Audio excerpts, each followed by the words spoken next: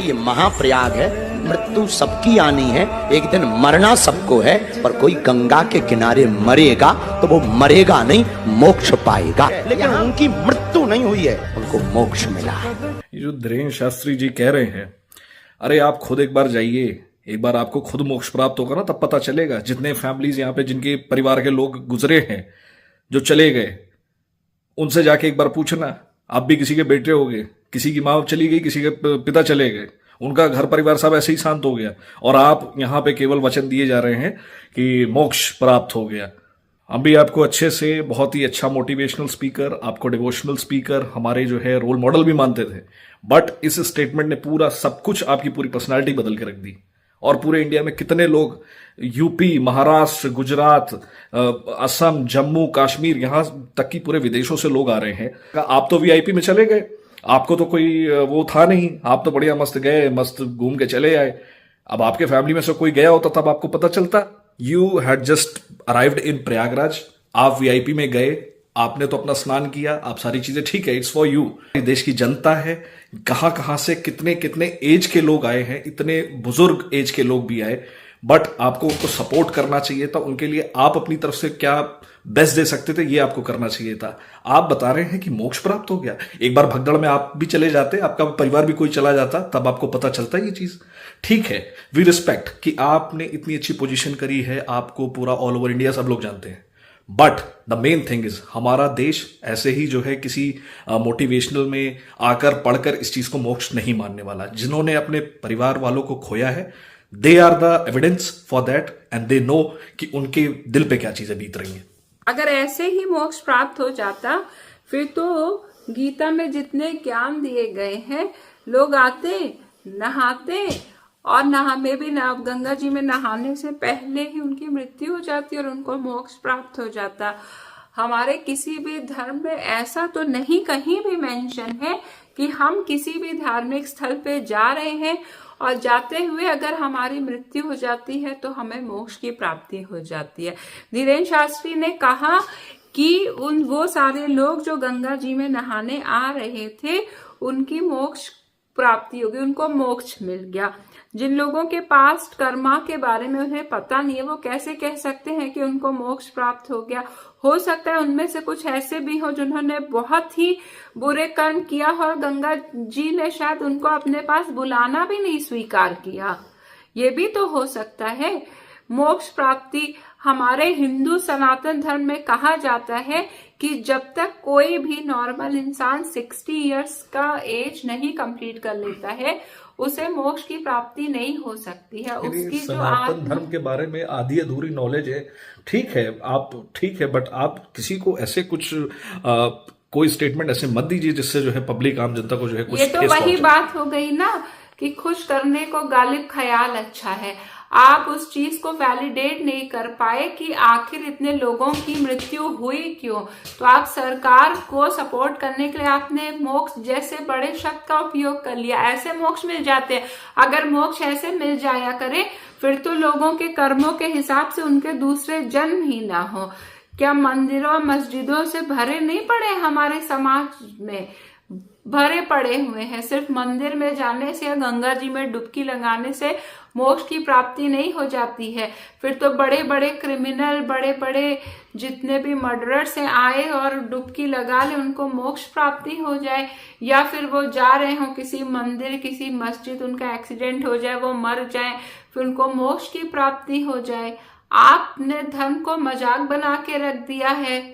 फिर तो लोग यही सोचेंगे ना कि जिंदगी भर कुछ भी करो, अगर गंगा में नहाते समय या नहाने जाते समय हमारी मृत्यु हो जाएगी तो हमें मोक्ष की प्राप्ति हो जाएगी। गौतम बुद्ध, जिनको विष्णु भगवान जी का अवतार भी कुछ एपिक्स हमारी मानती हैं, समाज का कुछ सेक्शन जो विष्णु भगवान जी का अवतार मानता है गौतम बुद्ध जी को, उन्होंने भी मोक्ष प्राप्ति के लिए रिनंशिएशन किया, अपने जीवन के सारे सुखों का त्याग किया और समाज को वो सही मार्ग दिखाया कि कैसे मोक्ष की प्राप्ति हो सकती है। ये आजकल के जो मीडिया की अटेंशन लेने वाले धर्म गुरु निकले हुए हैं।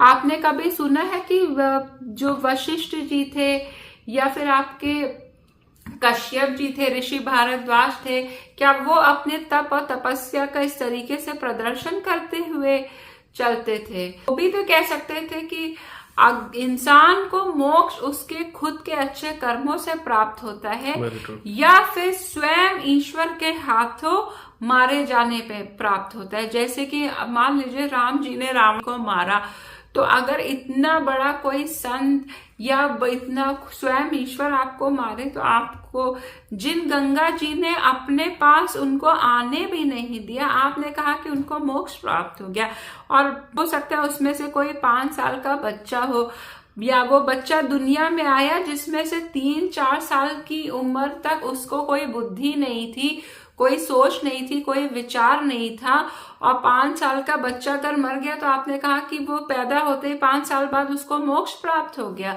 तो फिर जीवन उसने अभी कर्म ही कितना किया था जो उसको मोक्ष प्राप्त हो गया? लॉजिकल पॉइंट है, उस पर ध्यान देने की जरूरत है। ऐसे नहीं जीवन में मोक्ष प्राप्त हो जाता है। जीवन एक तपस्या है। इंसान पूरी जिंदगी रामायण और महाभारत जैसी बड़ी बड़ी किताबों के प्रिंसिपल्स पे चलता है, जो कि चलना आसान नहीं है, तब जाके उसे मोक्ष जैसी चीजों की प्राप्ति होती है। मोक्ष प्राप्त करने के लिए हमारे जितने भी हमारे धर्म ग्रंथ कहते हैं कि लोगों ने, वाल्मीकि जी, वशिष्ठ जी, जितने बड़े बड़े लोग थे, उन्होंने सारी जिंदगी जंगलों में तप किया, तब उन्हें मोक्ष प्राप्त हुआ था। और जैसे हमारे, आप अगर ग्रंथ देखिए तो विश्वामित्र जी को उतनी आसानी से मोक्ष की प्राप्ति नहीं हो रही थी जितनी आसान जैसे वशिष्ठ जी को हो गई, क्योंकि विश्वामित्र जी में तो अहंकार अंतिम सीमा तक था, लेकिन वशिष्ठ जी में नहीं था। जिस दिन विश्वामित्र जी ने अपना जो अहंकार है पूर्ण रूप से त्याग कर दिया, ये इच्छा ही त्याग दी कि मुझे वशिष्ठ जी को हराना है, उस दिन उनका तप जो है शून्य, यानी कि ईश्वर ने एक्सेप्ट किया और उनको मोक्ष की प्राप्ति हो गई थी। और उन्होंने अपना सारा राजपाट सब कुछ छोड़ दिया, तब उनको मोक्ष की प्राप्ति हुई। और ये 2 दिन के आए हुए सोशल इन्फ्लुएंसर्स जितने हैं, वो बताएंगे कि मोक्ष कैसे प्राप्त होता है। जो इच्छाओं से भरे पड़े हैं, जिन्हें समाज में सम्मान चाहिए, जो पल पल अपना अहंकार, अपना आर्रोगेंस जो है, ईगो सैटिस्फाइड करते हैं, वो हमें बताएंगे कि कैसे मोक्ष की प्राप्ति होती है। जिनका उठना बैठना घटिया से घटिया पॉलिटिशियंस के साथ है, क्रिमिनल्स के साथ है, वो बताएंगे कि कैसे मोक्ष प्राप्त होता है। जिनके चाल चलन को आज के पॉलिटिशियंस रेगुलेट करते हैं, वो हमें बताएंगे कि मोक्ष कैसे प्राप्त होता है। और मेन चीज ये था कि इनको ये तो देख के बता देते भविष्य, चिट्ठी पे लिख के। अब जब यहाँ पे भगदड़ होनी थी तब इन्होंने कोई चिट्ठी नहीं लिखी, तब इन्होंने कोई एविडेंस नहीं दिया कि यहाँ पे भगदड़ होगी, इतने लोगों को मोक्ष प्राप्त हो जाएगा। अपनी तरफ से सभी को ये बताते रहते हैं आप कि आपका ये है, वो है, ऐसा है, वैसा है, ठीक है, बट ये चीज भी तो आपको लिख के देना चाहिए था ना, लीगल एविडेंस भी। चलिए ठीक है, यहाँ पे वो होगा, क्या कहते हैं, इतने जनता आएगी और भगदड़ होगी और लोग मोक्ष की प्राप्ति मजाक बना के नहीं होता है। मेरी रिक्वेस्ट यही है कि जो लोग भी उनको फॉलो करते हैं, आपके लिए बेहतर है कि आप खुद जाके रामायण खरीदिए, महाभारत खरीदिए, उन्हें पढ़िए। ऐसे धर्म गुरुओं को सुनने की जरूरत नहीं है। और बहुत ही खेद है कि जिन भी लोगों की मृत्यु हुई, जिनके भी परिवार के लोगों की मृत्यु हुई, बहुत खेद है। गालिब दिल को खुश करने का ख्याल अच्छा है कि अगर हम मृत्यु को यह सोच लें कि मोक्ष प्राप्त हो गया। मैं कोई नहीं होती हूँ ये कहने वाली कि प्राप्त हुआ कि नहीं हुआ, मुझे इस बारे में कोई जानकारी नहीं है, लेकिन कृपया करके आप भी ऐसी चीज़ों में कोई विश्वास मत करिए। जीवन में अच्छे कर्म करिए, उसी से मोक्ष की प्राप्ति होती है। और ईश्वर का नाम लेने से, अच्छे कर्म करने से ही मोक्ष की प्राप्ति होती है। अगर आप लाख घंटी बजाएं, लाख गंगा नहाइए, पर आपकी नीयत साफ नहीं है, आप लोगों को हर्ट करते हैं, आप लोगों की आहें लेते हैं, आपको जीवन में शांति मिलेगी, न जीवन के उपरांत शांति मिलेगी। And that is very true, seriously सही बात है। और आप लोगों को खुद अपने धर्म के पालन करना चाहिए प्रॉपरली, और ना कि ऐसे कुछ लोगों को ये गंगा नहा लेना, जमुना नहा लेना, इस फलाना मंदिर में पैदल चले जाना, घोड़ी पे चढ़ के चले जाना, ये सब शॉर्टकट्स हैं। और शॉर्टकट्स कभी भी आपको आपकी मंजिल पे नहीं पहुंचाते हैं, वो आपको रास्ते में भटकाते रहते हैं। और कभी गलती से कोई पहुंच भी गया शॉर्टकट से तो बहुत ही आसानी से पीछे गिर के भी चला आता है। सही बात। आपकी अगर वैसी नीयत है तो जाहिर सी बात है कि आप जीवन में आगे बढ़ेंगे, और ना कि इस तरीके के जो है कमेंट्स अगर कुछ आ रहे हैं कि ये मोक्ष प्राप्त हो गया, तो ये कहीं का कुछ वो नहीं है। देखिए, ऐसे वीडियोस आपको लाइफ में डाइवर्ट करेंगे, डिस्ट्रैक्ट करेंगे, आप सारी जिंदगी बुरा काम करेंगे और सोचेंगे कि हम गंगा नहाने जा रहे थे और फलाने की मृत्यु हो गई, उनको मोक्ष प्राप्त हो गया। ऐसी गलत फहमियों में मत रहिए। जिनके भी किसी भी एक्सीडेंटल डेथ होती है, जिन लोगों की भी किसी भी एक्सीडेंट की वजह से डेथ होती है, मोक्ष प्राप्त होना तो बहुत दूर की बात है। हमारे धर्म में कहते हैं कि ऐसे लोगों की आत्मा को शांति भी नहीं मिलती है। इसलिए आप प्रे करिए कि आप में से कभी भी किसी की भी इस टाइप की, आपके रिश्तेदारों की, आपके अपने प्रियजनों की इस तरीके से कोई मृत्यु ना हो। और प्लीज ऐसे घटिया वीडियो मत देखिए कि एक्सीडेंट होने से कभी मृत्यु के उपरांत आपको मोक्ष प्राप्त होगा।